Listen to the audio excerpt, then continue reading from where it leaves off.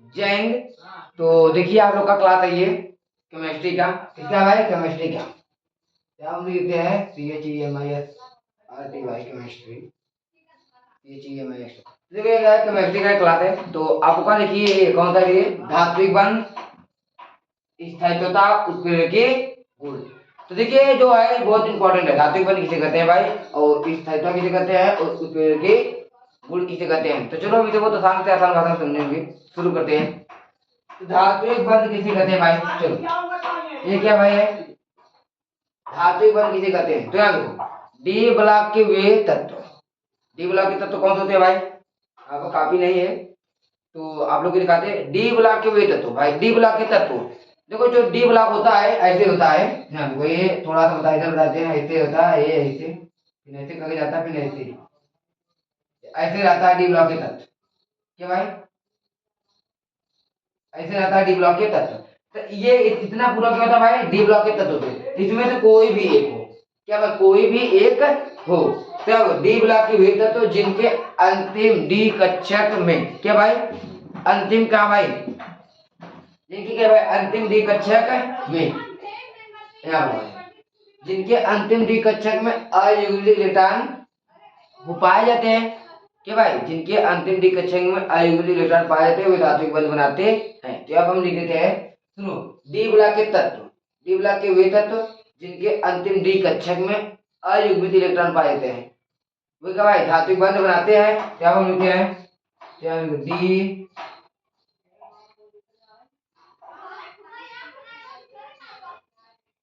D block के वे, D block के वे तत्व, डी ब्लॉक के वे तत्व जिनके अंतिम डी कक्षक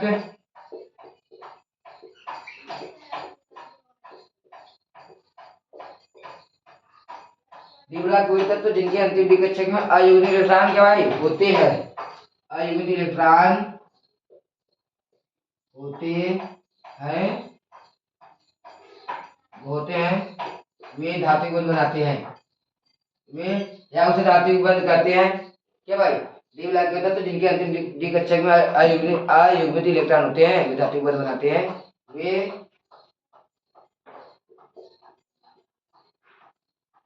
धात्विक बंध बनाते।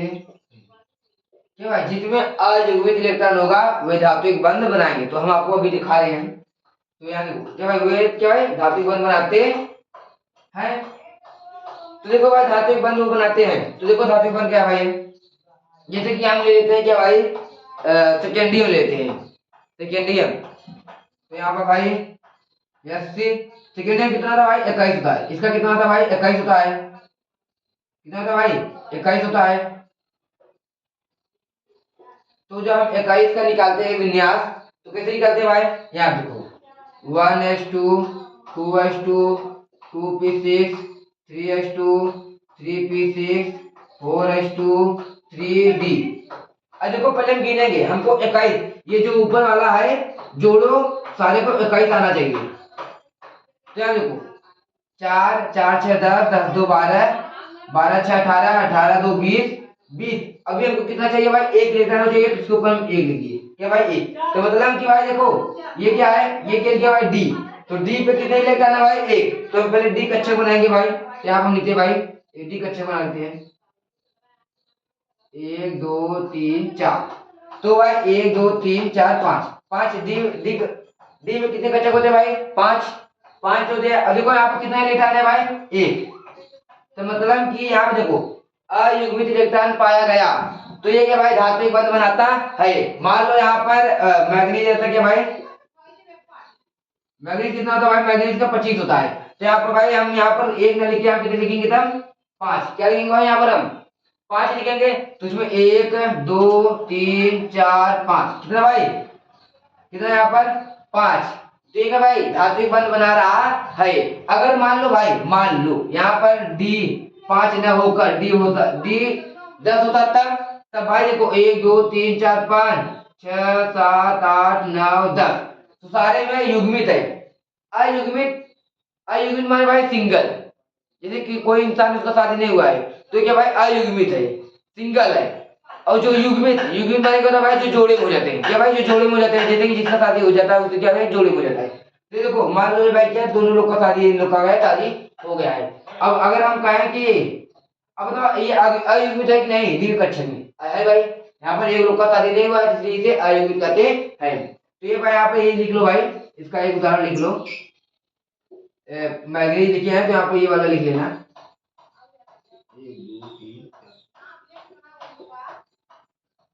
ये लिख लेना भाई। तो यहाँ पर 5 बना लेना ये, क्योंकि जब इसको जोड़ोगे तो यहाँ पर इसका 25 है दिया है तो यहाँ पर आएगा। अब देखो भाई क्या है, धात्विक बंध बनाने के कारण, चलो यहाँ पर लिखते हैं भाई, यहाँ क्या है, धात्विक बंध बनाने के, देखो भाई धात्विक बंध बनाने के क्या कारण है, धात्विक बंध बनाने के क्या कारण है। मैंने इसके पहले जो क्लास था तो उसमें बताया था कि धात्विक बंध बनाने के कारण तो क्या होता भाई, ये क्या होता भाई, संक्रमण धातु के जो प्रबल हो जाते हैं, कठोर, क्या भाई संक्रमण धातु कठोर हो जाते हैं। तो यहाँ पर लिखते हैं पहला,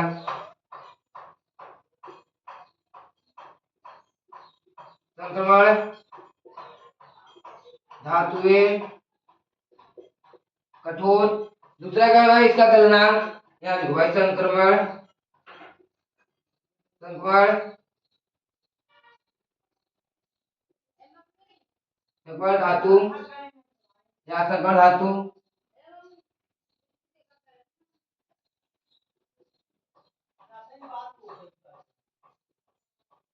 क्या भाई संक्रमण धातु के गलनांक। अब यहाँ भाई तीसरा हम आते हैं, तीसरा क्या भाई, इनके कर्ण एंथैल्पी बहुत ज्यादा होते हैं। कर्ण, कर्ण क्या भाई, कर्ण एंथैल्पी बहुत ज्यादा होते हैं। यहाँ भाई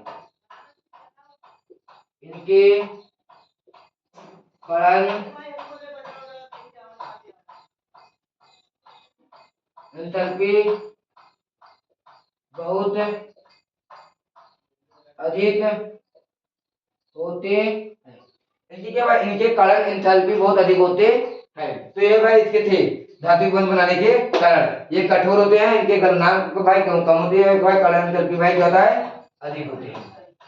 अब इधर देखो, ये क्या भाई, स्थायित्वता, मतलब कि भाई क्या स्थायी। अब ये बहुत ही ज्यादा इंपॉर्टेंट है।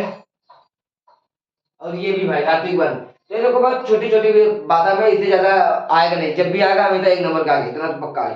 देखो स्थायित्व, तो ये भाई क्या है, स्थायित्वता। तो भाई इसमें वो देखो क्या लिखना है आपको कि डी ब्लॉक के वे तत्व, क्या भाई, डी ब्लॉक के वे तत्व या डी ब्लॉक का वो आयन तत्व, सब तो छोड़ो, डी ब्लॉक को वो आयन जिनमें, क्या भाई, डी ब्लॉक को वो आयन जिनमें विन्यास, क्या भाई, डी ब्लॉक का वो आयन जिनमें विन्यास D0, D5, D10 हो, वो स्थायी होता है। क्या लिखे भाई, डी ब्लॉक का, डी ब्लॉक का वो आयन, डी ब्लॉक का वो आयन जिनके, डी ब्लॉक का वो आयन जिनके, क्या भाई, डी ब्लॉक का वो आयन जिनके, जिनके विन्यास, क्या भाई, जिनके विन्यास, यहाँ पे भाई जिनके विन्यास D0, D5, D10, क्या भाई, D0, D5, D10 होते हैं। डी ब्लॉक का वो आयन, क्या डी ब्लॉक का वो आयन जिनके विन्यास D0, D5, D10 होते हैं, होते हैं क्या भाई, वो स्थायी होता है, क्या भाई, वो क्या होता है भाई, स्थायी होता है।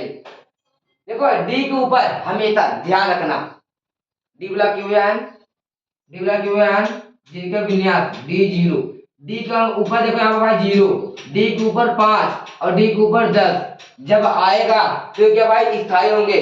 अगर डी के ऊपर 0, डी के ऊपर 5 और डी के ऊपर 10 इन तीनों में से कोई नहीं आएगा तो क्या भाई स्थायी हो जाएगा, क्या भाई अस्थायी हो जाएंगे। क्या भाई अस्थायी हो जाएंगे। अगर D0 D5 D10 आएगा तब ये स्थायी, अगर D0 D5 D10 नहीं आया तो ये अस्थायी। क्या भाई अस्थायी। जब D0 D5 D10 होते हैं तो देखो स्थायी होता है। तो देखो हम एक आपको इसका बताते हैं। तो जैसे कि हम मान लेते हैं भाई किसका ले लेते हैं, किसका ले भाई किसी का ले लेते हैं, मान लो जिंक का ले लेते हैं। चलो यहाँ पर ये क्या भाई है जिंक। क्या भाई जिंक, तो जिंक का कितना होता है भाई यहाँ पर 30 होता है। यहाँ पर जिंक 2 प्लस है। क्या भाई जिंक क्या है 2 प्लस। तो इस 30 को मिलाना लिख के हम ले लेते हैं। जिंक का कितना होता है भाई 30 होता है। यहाँ क्या भाई 2 प्लस है। क्या जिंक का 2 प्लस है। तो चलो यहाँ अब इसका विन्यास निकालते हैं भाई। कैसे निकालते हैं इसका विन्यास, क्या देखो आपको यह 1:2 2:2 2p6 3:2 3p6 4:2 3d10। तो देखो भाई 2 4 2 2 4 4 6 10 10 2 12 12 6 18 18 2 20 20 10 30। देखो भाई हमने क्या 30 निकाल लिया, नहीं हमको 30 चाहिए था तो हमने 30 क्या किया निकाल लिया। तो चलो हमने 30 निकाल लिया। तो यहाँ आप लिखते हैं कि भाई जेड एन, यहाँ कितना भाई 30 है ना जेड एन, तो इधर ना लिखते, चलो इधर लिखते हैं 30। तो यहाँ देखो अब हम देखो हमेशा जब स्थायी विन्यास निकालना होगा तो आप लोग को देखो केवल यस और डी लेना रहना है। क्या भाई यस और डी लास्ट वाला दो यस और डी। तो यहाँ हम लेते हैं क्या भाई 4s2 क्या भाई 3d10, यहाँ हम 2 प्लस दिखाई दे। क्या भाई 4s2 3d10 ये करना है इनको 10। अब देखो यहाँ पर जेड के ऊपर कितने प्लस है भाई, जेड के ऊपर कितने प्लस है 2 है। तो देखो हम इनमें से पहले 2 घटाएंगे। जैसे कि अगर पहले आगे थैया रखा है तो पहले आगे थैया वाला खाना खाएंगे फिर उसके बाद वाला खाएंगे, समझ रहे हो नहीं। जैसे कोई सामान रखा है अगर वो आगे रखा है तो सबसे पहले हम क्या करेंगे आगे वाला लेंगे फिर उसके बाद उसके पीछे वाला लेंगे। तो ऐसे भाई यहाँ देखो जेड एन 2 प्लस है तो हमको 2 प्लस इसमें से क्या करना है भाई घटाना है। तो चलो हम क्या करते हैं यहाँ पे आप देखो इसमें हम घटा देंगे क्या जेड एन क्या भाई 30 जेड एन, या इसे भी आगे लिख लेते हैं देखो 30 जेड एन 2 प्लस बराबर। देखो इसको हम 2 से क्या करेंगे भाई इस 2 को काट देंगे घटा देंगे भाई। तो पहले इसमें से घटाएंगे तब इसमें से घटाएंगे। अगर मान लो यहाँ पर 3 रहता तब क्या भाई, मान लो यहाँ पर 3 रहता क्या भाई, अगर यहाँ पर 3 रहता तो हम 2 इसमें से घटा देते और 1 इसमें से घटा देते। पहले एक समझो अस्थायी होगा लेकिन एक समझो पहले। मान लो यहाँ पर 3 रहता जेडन 2 की जगह जेडन 3 रहता तो क्या करते 2 इसमें से घटा देते और 1 इसमें से। तो यहाँ पर 4s 0 हो जाता 2 इसमें घटा देंगे तो भाई 2 में से अगर ये 2 है इसमें 2 घटा देंगे कितना बचेगा भाई 0। अब इसमें से भाई यहाँ पर 3d तो 3 घटाना था क्या भाई ये 2 प्लस 1 तो 2 इसमें से घटा देंगे और 1 इसमें से घटा देंगे। तो इसके बाद 2 ही है तो 2 से घटा देंगे तो यहाँ पे 2 घट गया इसमें से 1 घट गया तो 10 में से 1 घटेगा यहाँ पे कितना भाई 9। वैसे तो ये भाई अस्थायी है लेकिन हम आपको ये नहीं बता रहे हैं, हम आपको जो बता रहे हैं वो ध्यान देखो तो आपको समझ आएगा। यहाँ देखो ये देखो जी ये आप देखो यहाँ कितना भाई था 2 प्लस।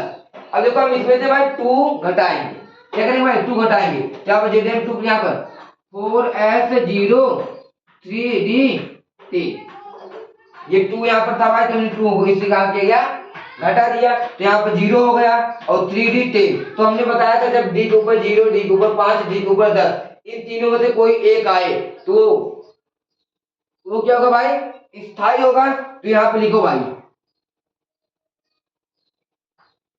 स्थायी है क्या भाई स्थायी है। अब एक हम और ले लेते हैं मैग्नीज। क्या लेते हैं भाई हम मैग्नीज ले लेते हैं। मैग्नीज मान लेते हम ले लेते हैं 7 प्लस। क्या लेते हैं भाई मैग्नीज, हमने एक सवाल लिया है मैग्नीज। मैग्नीज के लिए भाई 7 प्लस। मैग्नीज कितना होता है भाई मैग्नीज का होता है 25। कितना होता है 25 होता है। तो चलो हम इसे निकालेंगे 1:2 यहाँ पर 2/2। चलो हम यहाँ पर dot dot dot dot dot यहाँ तक लिखते हैं 4s2। क्या भाई 4s2। यहाँ पे लिखते हैं 3d5। 3d5 यहाँ पे जोड़ लो भाई 2। देखो 2 2 4 4 6 10 10 2 12 12 6 18 18 2 20 20 5 यहाँ पे देखो 20 5 25। तो ये देखो 25 से 25 पूरा हो गया। तो हम हमेशा ये दो वाला लेते हैं लास्ट वाला। तो यहाँ पर हम लिखेंगे भाई क्या यम एन। क्या लिखेंगे भाई यम एन। तो देखो इसके ऊपर कितना भाई 7 है। इसके ऊपर कितना है भाई 7 है। तो चलो हम इसमें से घटाएंगे 7 को। ये 5 है ये 2 है। 7 को इसमें घटाएंगे तो पहले ये 2 वाला घट जाएगा। क्या भाई पहले ये 2 वाला घट जाएगा। तो यहाँ पर 4s 0 हो जाएगा। 2 घट गया तो 0 हो गया। अब इसमें भाई 5 घटा तो हम इसमें से 5 घटा देंगे तो यहाँ पर 3d 0 हो जाएगा। तो देखो भाई यहाँ पर d के ऊपर फिर क्या आएगा भाई 0। तो ये क्या होगा भाई स्थाई। कि भाई ये क्या होगा भाई स्थाई। मान अब एक हम और बताते हैं जो अस्थाई हो जिसके ऊपर ये एकदम ना आए। मान लो अगर यहाँ पे इसके ऊपर भाई इसके ऊपर चलो यहाँ पर हम लिख देते हैं क्या लिखते हैं भाई मैग्नीशियम 5 लिखते हैं। क्या भाई मैग्नीशियम लिख देते हैं या फिर इसको जिंक को लेते हैं। चलो यहाँ पर नीचे दिखाई दे रहा है नहीं आपको। चलो यहाँ पर हम बताते हैं छोटा सा। तो देखो मान लो ये मैग्नीज है। ध्यान देना मैग्नीज कितना दिया है 5। तो भाई हम ये नीचे पीछे अक्षर लिख ले हैं। तो यहाँ लिखना है 2 क्या लिखेंगे भाई 4s2 3d5। क्या भाई मैग्नीज के ये होता है 25 होता है इसका। यहाँ पे लास्ट में क्या 2 और 5 आएगा 25 आएगा। अब हमको देखो 5 घटाना है तो यहाँ क्या होंगे यम एन बराबर 2 इसमें से घटा देंगे तो यहाँ 4s 0। अभी 3 देखो ये 5 है तो भाई क्या है ये 5 है तो 2 इसमें से घटा दिए कितना बचा अभी 5 में 3 बचा। अब 5 में से हम 3 घटा देंगे कितना बचेगा भाई 3d। 3 घटा देंगे कितना बचेगा यहाँ पर 2। कितना बचेगा भाई 2। तो देखो इसमें क्या है किसी के ऊपर 2 लिखा है नहीं लिखा भाई। इन तीनों में से कोई इसके ऊपर नहीं है तो ये क्या होगा अस्थाई होगा। यहाँ पर ये भाई अस्थाई। अगर इन तीनों में से कोई अगर नहीं आएगा डी के ऊपर अगर 0 रहेगा तब पर भी स्थाई। डी के ऊपर 5 रहेगा तब पर भी स्थाई। डी के ऊपर 10 रहेगा तब पर भी ये स्थाई। अगर इन तीनों में से कोई नहीं आएगा तो वो भाई अस्थाई रहेगा। अब चलो अब हम आ जाते हैं ये उत्प्रेरकीय गुण। क्या भाई उत्प्रेरकीय गुण। तो आपको ये कहा डी ब्लॉक के तत्व उत्प्रेरक की तरह कार्य करते हैं। क्या लिखिए भाई डी ब्लॉक के तत्व। क्या भाई डी ब्लॉक के तत्व है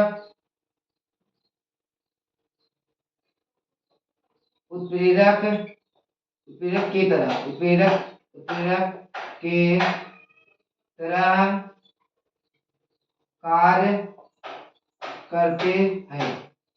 डी ब्लॉक के तत्व क्या भाई डी ब्लॉक के तत्व उत्प्रेरक की तरह कार्य करते हैं। तो यहाँ पर क्वेश्चन में और कुछ लिखते हैं। आइए कागज ये क्रिया को यहाँ लिखिए भाई ये अभिक्रिया को तेज। क्या भाई ये अभिक्रिया को तेज हुआ। क्या भाई ये अभिक्रिया को तेज हुआ धीमा माने कि कम तेज हुआ कम कर सकते हैं। तेज हुआ धीमा या कम कम कम लेंगे। चलो भाई तेज या कम कम कर सकते हैं। ये वीडियो को क्या भाई जितना चाहिए उतना तेज जितना चाहिए उतना ही तुम लोग कर सकते हैं। अब देखो उत्प्रेरक के गुण। चलो उत्प्रेरक के गुण ये था भाई। अब लिखेंगे उत्प्रेरक के कारण। उत्प्रेरक के कारण लिखते हैं भाई आप लिखते हैं सीधा कारण लिखते हैं तो आप लोग लिख लेना उत्प्रेरक के कारण। क्या भाई उत्प्रेरक के कारण। तो इसका भाई देख देखो भाई दो ही कारण है। क्या है कि भाई ये परिवर्ती आक्षिकरण संख्या दिखाता है और ये क्या भाई इसका परमाणु आकार बड़ा होता है। तो पहला क्या भाई है परिवर्ती परिवर्ती